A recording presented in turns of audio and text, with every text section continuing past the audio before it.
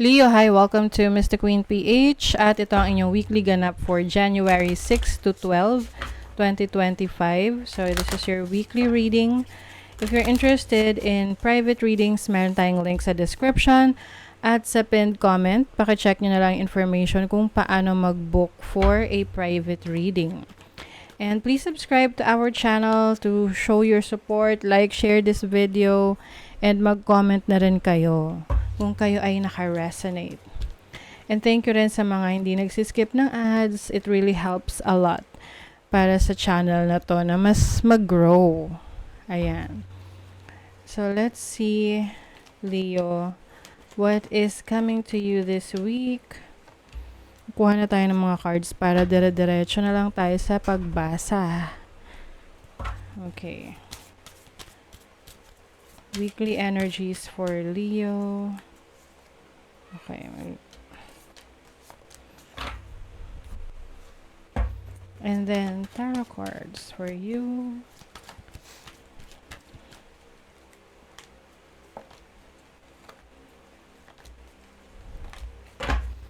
Okay, let's begin. So you have the Three of Wands, the Empress, the Knight of Swords, the Strength card, and the Three of Pentacles. Wow! Ang ganda ng energies for you this week. So, maaring marami kang kailangan gawin, asikasuhin ngayong week na to sa trabaho mo, sa career, sa business. Maaring meron ka kasing makaligtaan, okay? Meron ka makaligtaan na gawain or task dahil sa dami ng pinagsasabay-sabay mo ngayon. Pero ano naman, mahahabol mo naman siya. Like for example, meron kang report na kailangan gawin or meron kang kailangan bayaran. Dahil sa kabisihan ninyo, baka makalimutan nyo. Pero mahahabol nyo naman yan.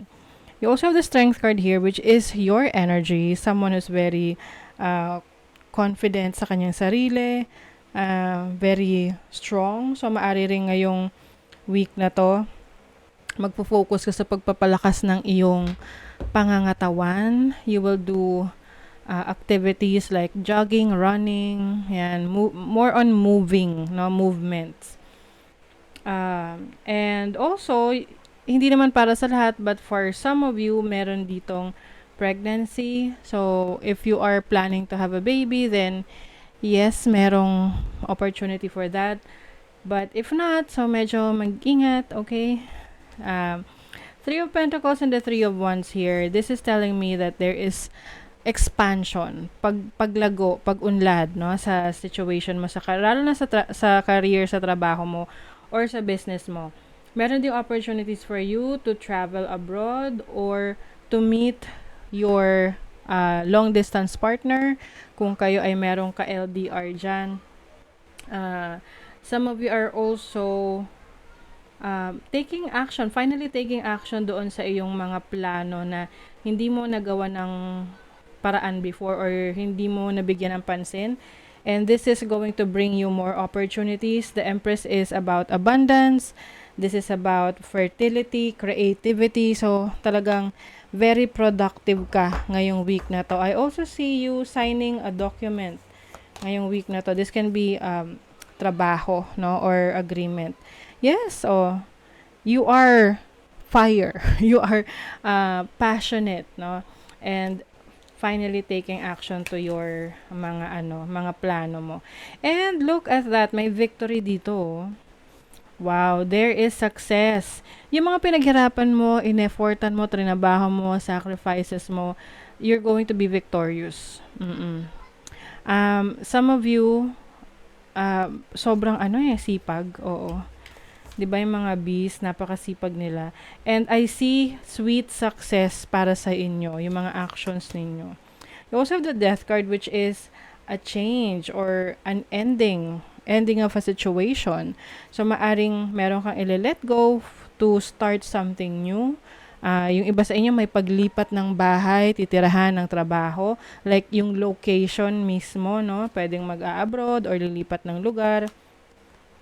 You have vision. So, itong vision na to, ito yung iyong mga pangarap sa buhay, yung mga nai-imagine mo na gusto mong ma-achieve, no? Lalo na sa buong taon na to. So ngayon pa lang, ngayong week na to, you are really doing your best and taking action do sa mga goals mo. And hindi mo hinahayaan na ito ay maisawalang bahala. Mm-mm. You also have moon in the 5th house. Okay. So, meron ditong merong deep feelings for someone. So, yung iba sa inyo, you may be dealing with a romantic partner right now. Nasa dating stage kayo. You are getting to know each other. Yun nga lang yung iba sa inyo, medyo yung para bang kahit na bagong kakilala mo pa lang tong tao na to, parang nagpaplano ka na para sa relationship ninyo. Ina-advance mo na. So, I mean, okay rin naman yun. Kaya lang, dapat pareho kayo. You are on the same page ng person na to. Kasi baka mamaya, ikaw lang yung nagpaplano, siya pala, wala pang plano. Alam mo yun? So, dapat in alignment kayo ng person na to. Sa mga visions mo, visions din niya about your relationship. So, ano pa lang, take it easy, lalo na kung nagsisimula pa lang naman. And dun mo kasi mas makikilala yung tao, the more na nagsispend ka ng time with this person. Okay? Sa money, career, finances, mayroon kang ititake na risk. Okay? It's time to take a leap of faith in this situation. Be more courageous. So, yung iba sa inyo, maaring itong lakas ng loob na to, na nasa sa inyo ngayon ay paglalakas ng loob na sumubok ng bago, like, and also to partner and to work with others, like business partnership, collaboration with others. Maaring merong, if you are a content creator, or pwede rin kahit ano to na pagsasama ng dalawang parties para sa isang proyekto no? So, this is collaboration. And I think, well-calculated risk naman to. Hindi naman to yung parang padalos-dalos lang. So, sa relationship, some of you are healing from your past, healing from a broken heart. Yung iba sa inyo, nagkaroon kayo ng disappointment sa inyong relationship. Yung iba naman, pwedeng past energy pa to that you are still healing from. Justice is coming. Ayan. So, anything that you really deserve, yun yung marireceive mo. Ano man yung sa tingin mo ay deserve mo na makuha. And if there's someone na may ginawang kalokohan sa'yo, makukuha mo yung justice na yan, yung katarungan na yan. Ano tong taking chances na to? The High Priestess. So, yung iba sa inyo, ang pagaganahin nyo dito sa pagtitake ng risk is yung pakiramdam nyo, yung kutob nyo, yung instinct nyo, yung intuition nyo. So, yan yung mag-guide sa inyo if this is worth the risk. And then, Ace of Swords, some of you may be talking to someone, like parang mag-share kayo ng experience ninyo. And that way, no, yung pag-share na yan ng experience ninyo sa iba, nakakatulong rin yan sa healing process ninyo about your past situation or past relationship. Okay? So, that is your reading, Leo. Thank you so much. See you again.